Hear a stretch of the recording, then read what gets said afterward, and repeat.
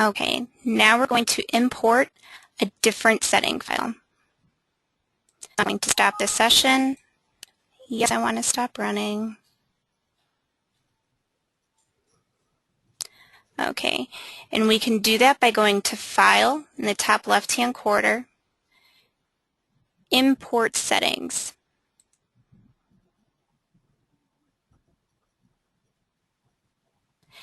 And from here, we can select a different settings file. And what I'm going to select is Deep. And then Open. And that's how you import a different settings file. Now, if I wanted to make changes to this protocol,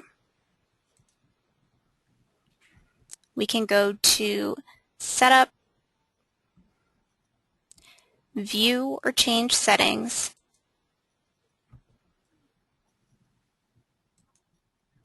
Training Protocol, and let's say we want to change the alpha to 5.7.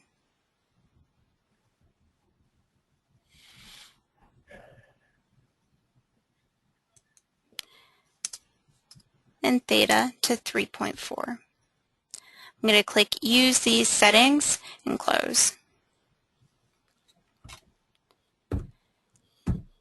Now what I can do is create a brand new settings file with these settings that I've changed. And we do that by going to File, Export Settings. And what I can do is save the changes that I've made to the original Deep Panel Design Protocol, or I can create a brand new one. And that's what I'm going to do. And we're going to name it Deep 2. Now I can use the settings file for multiple patients, or I can just use it for this patient, and those settings will always be there in Deep 2.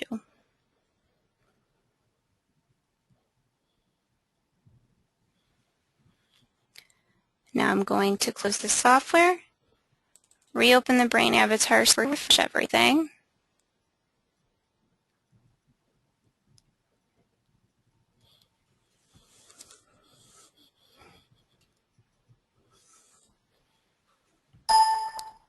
Okay, now we'll go over changing settings in the patient folder. So I'm going to go to Folder Selections, select the folder that I want to make the changes to, and click on Edit Folder Info. What I can do here is make a note to myself so I know that I'm using Deep 2 for this client. And then from here, I can also change the birth date if I entered that information in wrong.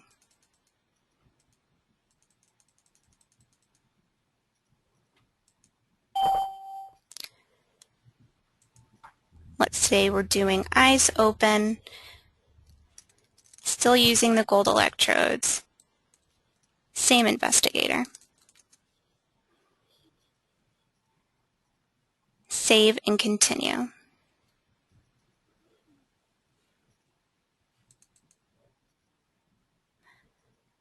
Now the information in that client folder is updated. Click OK. Run the next session with my client folder that has been changed with the Deep 2 protocol that we just saved.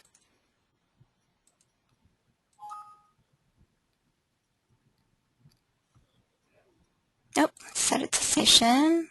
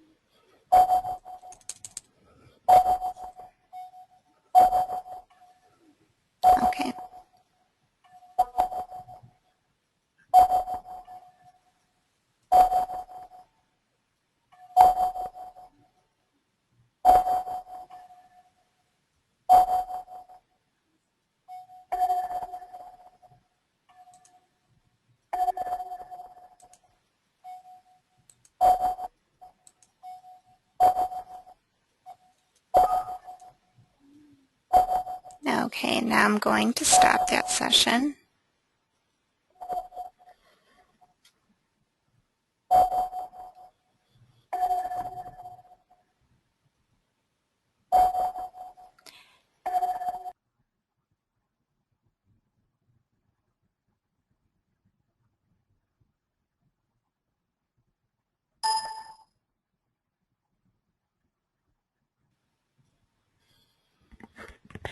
I apologize.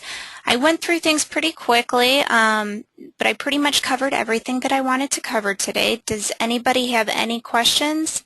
Yes, I do. Okay. Is there a manual that goes, where is the information or manual that goes over this information, or what the drop-down menu of all the preset programs? Is there a description of those? I know there is some information on the basic protocols on the online knowledge base, but to answer your first question, the product manuals are built into the software. So right on the setup screen, if you click on product manuals, and my system's a little goofy, so it may bring it up. Oh, very good.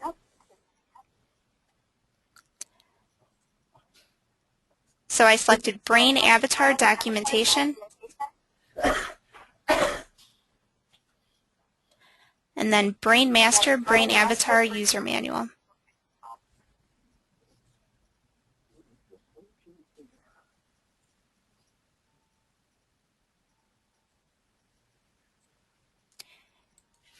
And there is tons of information in here with plenty of displays, descriptions, plus we have user manuals.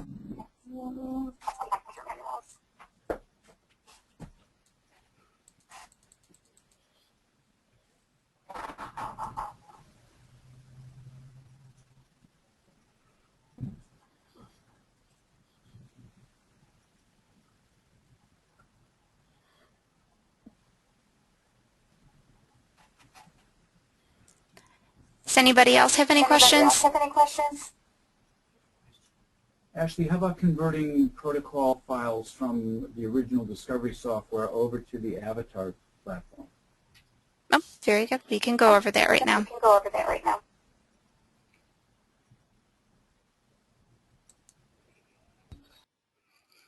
Okay, and what I'm going to do is convert a Discovery 1.0 protocol into a BrainAvatar protocol. So we're going to go to File, Import Settings. We're going to go to Discovery Settings folder, and this can be done from the Atlanta Settings folder, like I said earlier. Well, let's not do that one. I'll import a Z-score protocol. Open.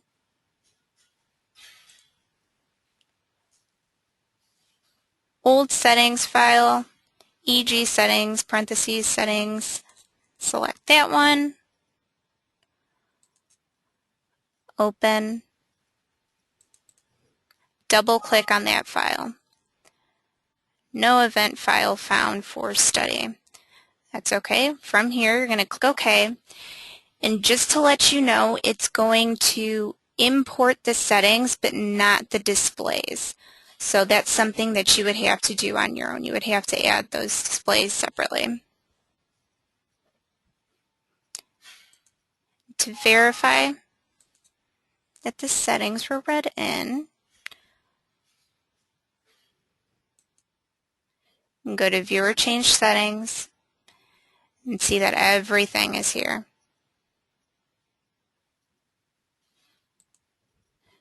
Okay, and then somebody had asked the question, when you change alpha and theta, where are you changing the threshold values? And that could be done at View or Change Settings,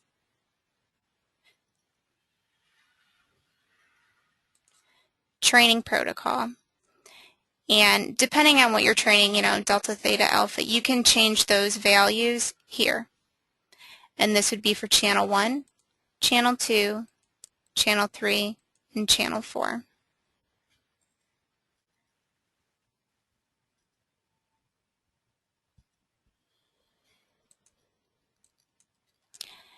Does anybody else have any questions? Ashley, Yes. Ashley, can I ask you a really when quick I question? took, before when I went from Atlantis to Discovery, I just had to pull in and change the extension, you know, to an SD file or whatever. I did this with, I just took all my Discovery files and just in the, you know, I just dumped them all in without importing them. Is it automatically going to add that the new extension, or do I need to go back and do the import number? Double check your settings file. If it's a BDB2 file, you should be Right. fine. If not, then do it the way we just did it. Could I just change the extension myself in the file itself, just go in and change the extension like I did with Discovery from Atlantis to Discovery, or so I have to import each one at a time? You should be able to do multiple at a time as long as you highlight all the settings files and then Right. convert them. You should be fine. Right. Okay. And how do you change, I have one last quick question here, changing the CSA scale. Can you do that without changing other scales? You can use on your keyboard the plus key and the minus key. Right, but that changes every scale, right? Not just the CSA scale. Is that correct? Every scale meaning? Like whatever else I have, I mean, it's going to change the scale of all my different measures, not just the CSA file, right? It should just be the CSA. If I click on it. Correct. Okay. Okay. I'll let Dr. someone Friend? else ask a question. Okay. Dr. Friend? Hi, this is such a basic question because I'm actually, somebody's going to walk me through how to do a QEEG this weekend. And you know, I'm new to all of this with your equipment, but just on a very basic thing, when when you've got the cap on with the 19, you know, the full cap, how many channels? I mean, how many channels are you dealing with? Because it only it's not 19 channels, or it's such a silly question. But how many channels are you using with the cap?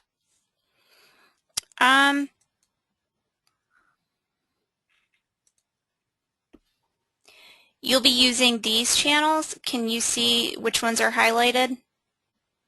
Yeah. These are the channels you'll be acquiring.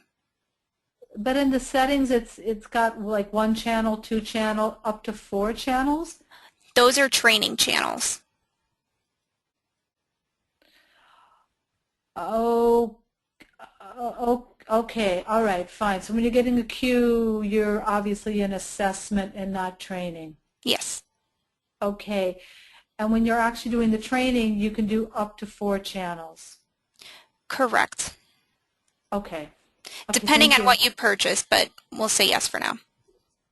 Okay. Oh, I thought you could, under Z-score training, do more than 4 channels at a time. Right. Those 4 channels, you're training the bands. Z-score training is different. Okay.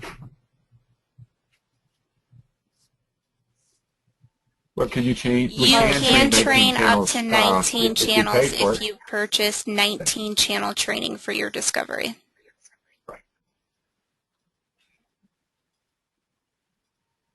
And the DX, Brain DX has been released? Yes, BrainDX has been released. Okay. So if anybody wants to upgrade, we can make an appointment later, or you can email us at support@brainav.com. I still want to get clarification. So you can, if you have a 19-channel system that's set up for 19 channels, you can train on any one or any number of the 19 channels, correct? If you purchase that package, correct. Yeah, so there's no 4-channel limit unless you only purchase a 4-channel system limit to begin with. Right. Okay.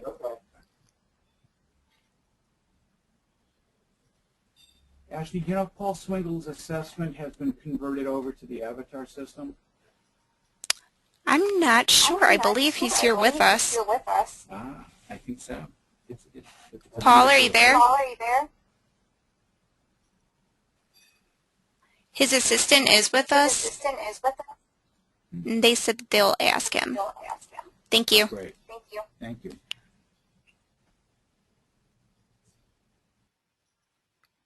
We have about 15 more minutes. Does anybody have any other questions? Yeah, Ashley, Yes. you showed us how to change the thresholds. Can we also do that on the fly while we're training someone? Oh, absolutely. And you can do that with the quick keys. You would use A to increase alpha, Shift A to decrease alpha, and you just use the first letter of each band to do that on the fly.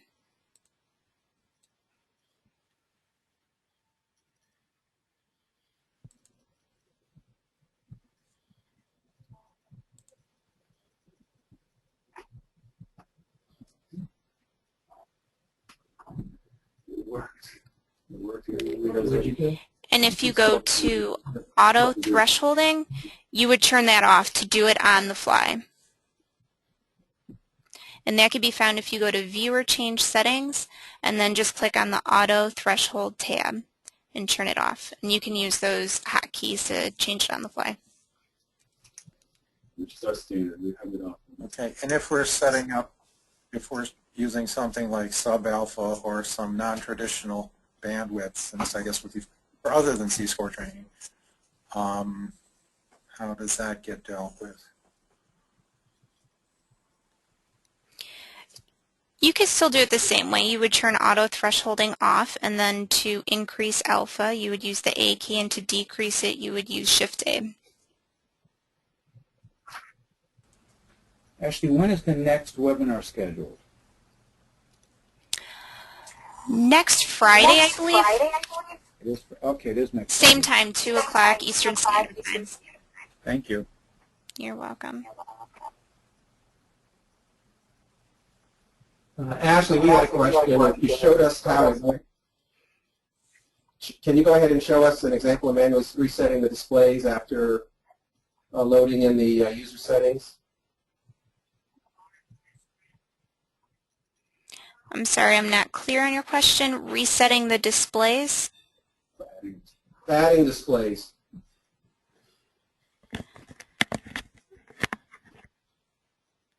I'm sorry, I'm having a hard time hearing you. Can you type your question in, please? When you imported a discovery file into Avatar, you said that it would use all displays. Could you just provide an example of adding a display back in manually? You said we would have to do that manually. Could you give us an example of that, please? Yes. You would do that with the panel wizard?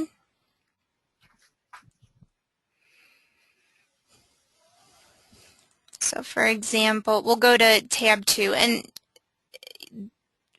in the other webinar they will be going over this a little bit more, but just to show you quickly, you would put your cursor over the tab that you want to add the display on, right click, and that'll bring up the panel wizard. And to add a panel, you would go to this drop-down menu and select which display you would like. And you can add multiple displays. You would just have to make sure you set your displays the way you'd want to view them on the screen. So it's implicit. You can only have up to six displays, right? Yes, there's only 6 tabs. Right. Can one of these tabs be bring over to a second monitor? Yeah. Is it possible to drag the tab over to a second monitor? Actually, what you can do is create a client screen by clicking on Client. And from here, you can create your own client screen with the displays. And they can navigate through the different tabs depending on how your setup is. So this is the one that you drag over and automatically goes to the second monitor. You would have to drag it over to the second monitor. Okay. Okay, and Dr. Swingle's assistant asked Dr. Swingle if we could...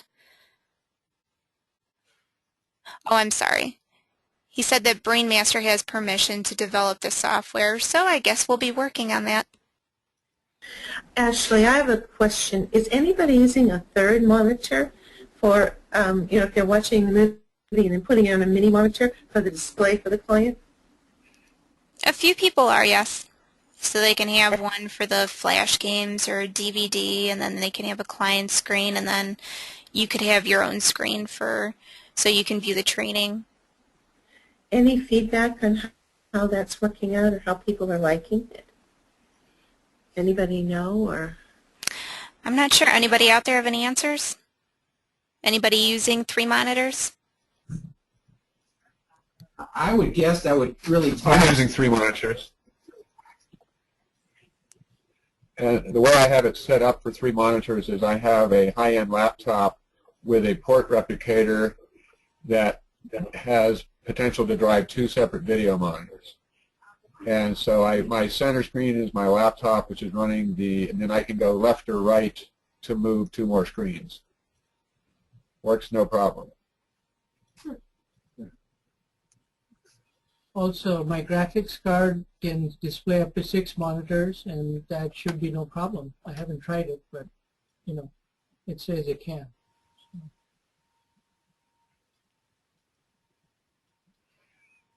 I was wondering about using that mini monitor that people have. Just a small one, and so people can kind of see it over on the side. Or is it distracting? Well, again, I'm using 2 19-inch screens and a 17-inch laptop. I've actually found it helpful to be able to separate all the data, and the client can just look at one screen and whatever I want to give them. And then I have plenty of room to look at the other stuff.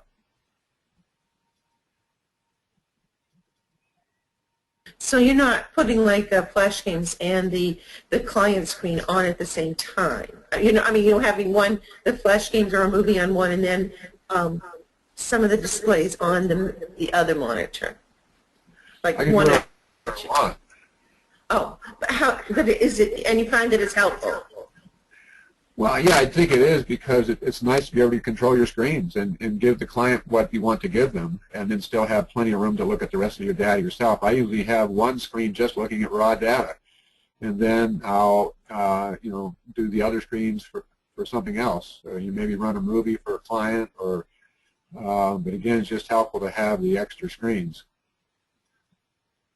It's a very simple setup. So. Okay, thanks.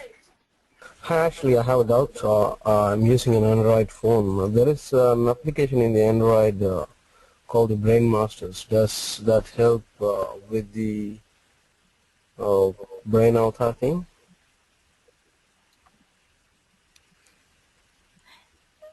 I'm sorry, can you repeat your question? No, actually, I saw an Android program, Android application on BrainMasters. He's trying to run it on Android? Is that possible?